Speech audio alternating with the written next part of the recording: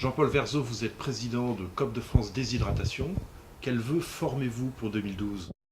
Eh bien, cette année sera celle des propositions et de la réflexion. Alors non seulement pour l'agriculture dans le cadre de la PAC 2013, mais aussi, je l'espère, pour l'ensemble de la société dans le cadre des élections présidentielles, où un nouveau pacte sociétal devra être partagé par toutes les parties prenantes du pays.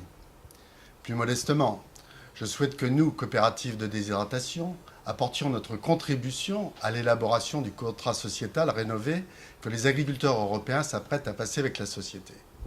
Vous le savez, la luzerne et les coopératives de déshydratation sont des alliés objectifs de l'écologie. Nous l'avons prouvé ces dernières années. En modifiant nos pratiques pour éviter 650 000 tonnes de carbone, une première en agriculture, en changeant nos modes de récolte pour préserver encore plus la biodiversité, en démontrant que la culture de la luzerne protège les eaux de captage, ce n'est pas nous qui le disons, c'est la Caisse des dépôts, c'est le Muséum d'histoire naturelle, c'est l'Institut national de la recherche agronomique. C'est également la conclusion d'une étude systémique réalisée selon la méthode officielle IDEA qui démontre que les exploitations cultivant de la luzerne sont plus durables.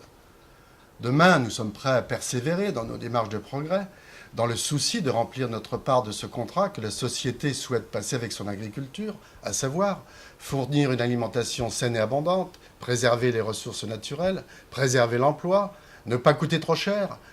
Bien sûr, comme dans tout contrat, les compensations doivent être équilibrées et proportionnées. Que ce soit pour l'eau ou la biodiversité, ces mécanismes de compensation existent dans leur principe, mais ne sont pas applicables. Je forme le vœu que nous passions de l'esprit à la lettre et que 2012 puisse voir émerger de mesures concrètes. Dans son manifeste 2012, la révolution coopérative, COP de France appelle en matière de développement durable à passer d'un système de contraintes sur les moyens à un système basé sur les objectifs de résultats. Les coopératives de déshydratation souscrivent à 200% à cette proposition. Puisse 2012 donner l'occasion d'en prouver la pertinence en signant avec les parties concernées des contrats d'objectifs sur l'eau et la biodiversité.